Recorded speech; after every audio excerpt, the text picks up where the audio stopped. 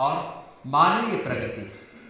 गुरुदेव कहते हैं इस बात पर भी कुछ विचार करना चाहिए कि अपनी परिस्थितियों, अभिरुचियों तथा अवसरों की ओर हमारा भाव कैसा होना चाहिए।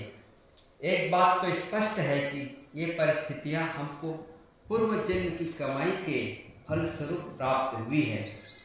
हमारे अपने ही किए कर्म इन रूपों में हमारे सामने आ उपस्थित हुए हैं। इनके बदलने का हमें क्या किसी को अधिकार नहीं है। कोई साधु, फकीर, महात्मा अथवा देवता कर्म की लकीरों को नहीं काट सकते। तुलसीदास जी ने कहा है, विधि कर लिखा को वेतन हारा।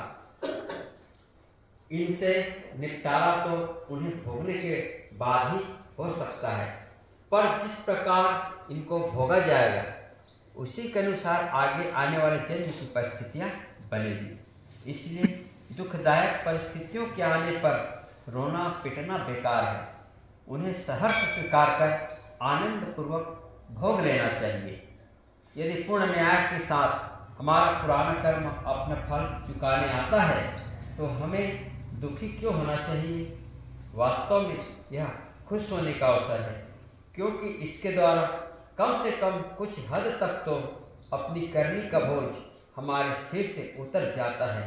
इसलिए पूर्व कर्म फल के बदले में प्राप्त सुख दुखों से जरा भी विचलित न होकर उन्हें सहर्ष स्वीकार कर इस जन्म में हमको अच्छा कार्य करना चाहिए, क्योंकि इस प्रकार हमारा भविष्य अवश्य उज्जवल हो सकेगा।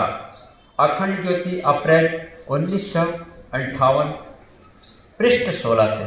बोले राजपति महाराज।